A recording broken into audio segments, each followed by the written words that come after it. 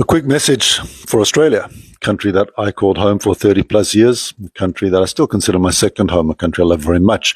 You're in a lot of trouble, more trouble than I think most people realize. A truck full of explosives was recently discovered, destined for the Great Synagogue in Sydney. Mass casualty event was very narrowly averted. We've had houses in Jewish neighborhoods burnt down. We've had cars torched. We've had a kindergarten that was burnt down. It wasn't even Jewish, but I don't think the perpetrators care. We've had a kosher delicatessen burnt down. We've had a synagogue in Melbourne burnt down. We've had a group of Jewish creatives that was doxxed. Many lost money, lost jobs. Some received death threats, had to move and hide their new location. So Australia in 2025 is looking a lot like Germany in the 1930s. Who would have thought that would happen? Now, if you go back to just after October 7th, you had some radicalized fool saying that he was exhilarated by the October 7th massacre. Now, exhilarated, that's a strange word to describe how one feels about mass sexual violence, the slaughter of grandparents and children and babies in their beds while they were sleeping. I mean, what if this is exhilarating? What the heck are you doing in the country? And then we had that group of dogs outside the Sydney Opera House calling for some violence against the Jews. They couldn't quite figure out, and the police couldn't quite figure out, were they saying this, were they saying that, dilly-dallying around it. No one was arrested.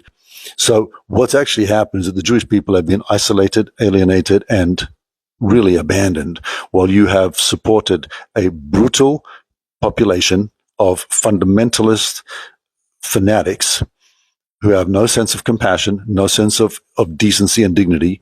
And the Jewish population of Australia is peaceful, it's productive, they're law-abiding, and there's nothing they can do about the situation in Israel anyway, so what's the point of attacking them? They can leave to Israel, they can move.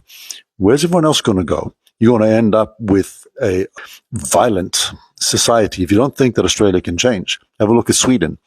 Sweden was once, very recently, an idyllic, beautiful, peaceful country. It's now got more hand grenade violence than any country not officially at war after Mexico. And you could argue that Mexico is at war with the drug cartels. And we're seeing the same thing all around Europe. If you're not following what's going on in Europe, in the UK, the so-called grooming gang scandals, quote unquote, then you're not paying attention. Now, Australia has an advantage. You're an island, right? Europe is right next to a lot of war-torn countries. Basically, Turkey's on the border of Europe, Syria's on the border of Turkey. You've got North Africa, which is a short boat ride from Europe. Very hard for Europe to keep people from war-torn countries out from within their borders. Australia's got a different situation.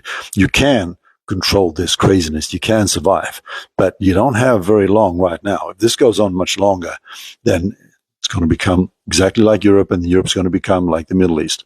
Now, Australia, the government has just brought in 3,000 people from Gaza. And I wish the people from Gaza was just a regular population. We'd have peace with them if they were. The truth is they have been radicalized an entire school career, 18 years under Hamas, one of the most brutal, savage jihadist organizations in the world. I mean, you may as well bring in people from Afghanistan who've been radicalized by the Taliban. It's the same thing. And you've got 3,000 in, and at the same time, the Australian government denied a visa by an young Israeli woman because she had served in the Israel Defense Force. She was on her way to visit her grandmother. Now, you got an election coming up in March, I believe. You all want to think very carefully about how you do this. And I understand that people in Australia are very conscious of not being racist, and that's a wonderful quality. But it doesn't mean not to be discerning, because in the process of not wanting to be seen as racist, you've all let a very racist, a fanatically racist subculture emerge in Australia. And if that isn't brought under control real quickly, then there may be no turning back, and Australia as we know it will be a thing of the past.